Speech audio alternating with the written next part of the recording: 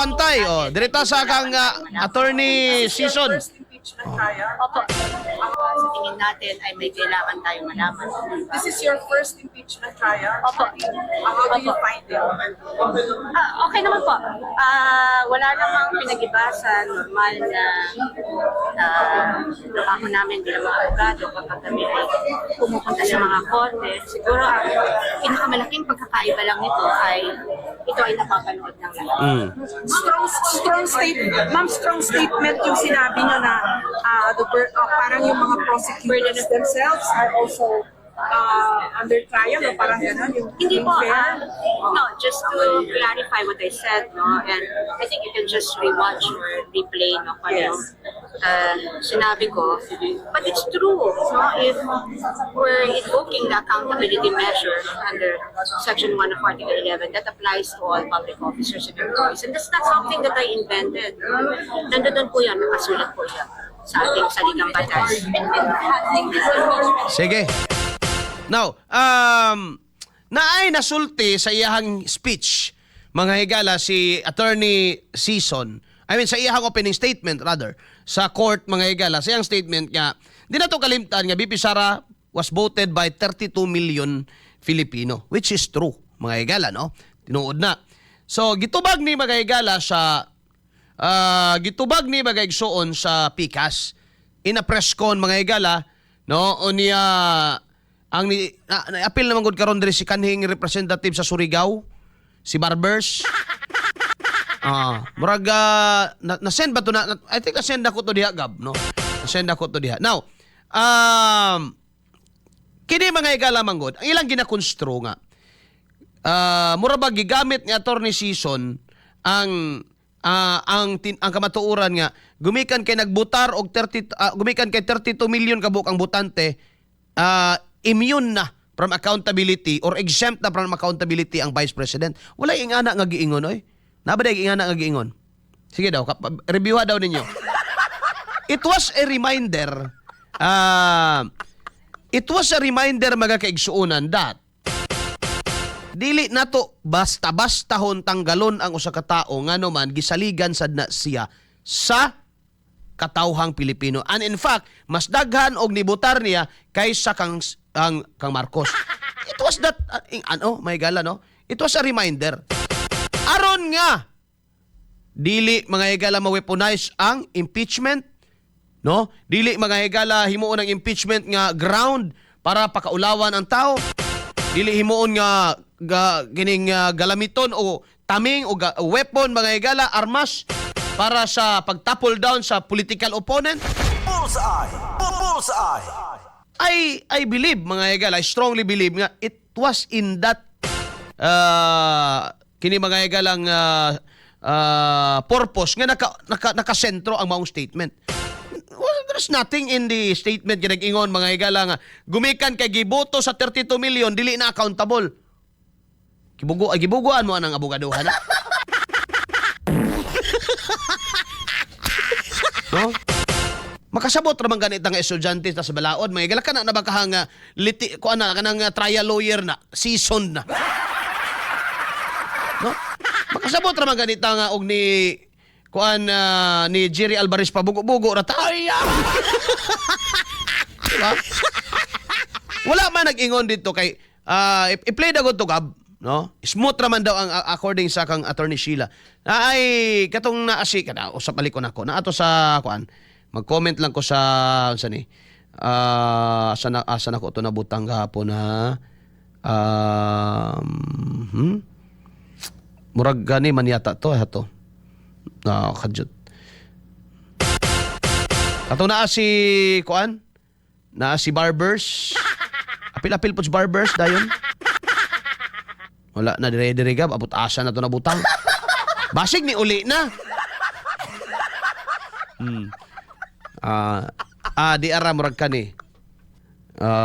Dili, no? Ay nalasag din na eh. Asa. Sige daw, sulay daw, kumao ba na? Katong naa si naa si Ace Barbers. Wala, hindi ka naman. Kangkuan ba na? Kangkuan na, ka-attorney Michael Puwa na after. No, sige lang. Basta anyway, mga higala, no? mao na nang gawas nga mga statement karon, even sa mga komentaryo moingon nga dili kuno lisensya ang nga gumikan kay gibutaran kag 32 million dili na ka accountable. Who said that? Nabi din ingon ana di ay. Dili man gyud, no? Dili man gyud. Nganong it was purposely mentioned mga higala. Nganong gi-mention tong 32 million aron mga higala i-remind mga higala ang tanan tao dito, even ang mga senator judges, not to hate mga higala. No, dili magdali-dali. That they should not be influenced by, no, kinsa man ang na mga malita diha in voting, no, or in judging, so may tawag na hinampak na the case mga higala o BP Sara ni ini mga higala nga trial. Bullseye! Nganong mensyonon maginato ang 32 million, it is for the people there to be reminded mga higala, mapahinumduman sila. Respeto po ding mga tao, tinuod, you are using the same people, you are using the same idea, salus populi est suprema lex isto, no? The welfare of the people, no? Ngayon yung ginagamit karon is also the same people who once decided way back in 2022 to put Sara Duterte in a vice presidential seat. 32 million of them. Bullseye! Bullseye! Mas daghan pa sa presidente. Kanaraman ang punto ana mga higala. Mapara na ko ha. No, I believe may higala. Maura na punto ana. There's nothing in the statement na nag-ingon dapat dili na ni kasuhan kay 32 million ang butante. Oh, ningon din na wala man pud. No? Dili na mao mga higala pasabot. Ang pasabot ato nga dapat mga higala, si Barbers ingon na no, di ko mas nagpa-preskon gapon na nawa lang diri sa ako ang kuan. Napit nato diha gab pero pangitaunon lang no. Nga dili daw license nga ngano man daig 32 million ang nagbuto sa imo, di daday ka accountable. Wala man say giingon nga na no. Accountable man. Ang punto naman gi-appeal to mga higala is aron ang dili malimot ba ang tao mga higala o magbantay labi na pud kana sila diha na diha maigsuon. Ya ikaduha na ba yaning attempt? Ikaduha na ning attempt mga higala og natuloy na gyud ko no. Mao ganing happy si Luistro kay happening na gyud daw. Ang ikaduhang attempt mga higala no sa rehash. Mao man ning sumbungan eh. Katong ilang gigamit mga higala last time 2025 nga impeachment. Katong nahimo na hinoong jurisprudence karon. Jurisprudence man to kay abi nimo ang Korte Suprema kung mulingkod na sila mga higala silang tanan and ginatawag nato na nga en-bank or unbank decision. Ang unbank decision mga higala becomes a doctrine.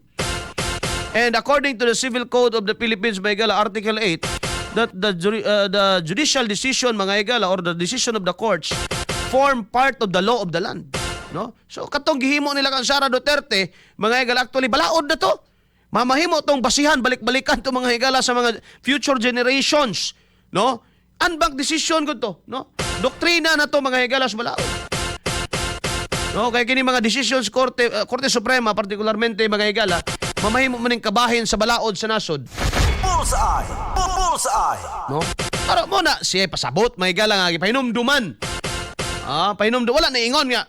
32 million ang nibutar dapat din inyo inganion. May sad mo conclude da.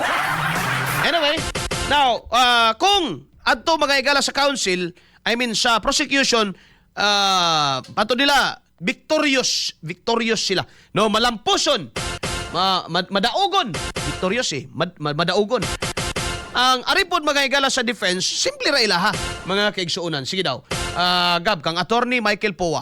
XFM Katropa! Namin magbilangan ng ganyan. I think it's just that as long as we present our case and present what we want for the day, we should be happy. Hindi naman po kami yung tipong nagbibilangan pa sinong lamang, sinong hindi lamang. Na-monitor po ba ito ng Vice President? Ano po ang sabi? Hindi pa po kami nag-uusap sa ngayon because I just came from the defense huddle. No? So, but siguro baka mamayang gabi or tomorrow makapag-usap kami.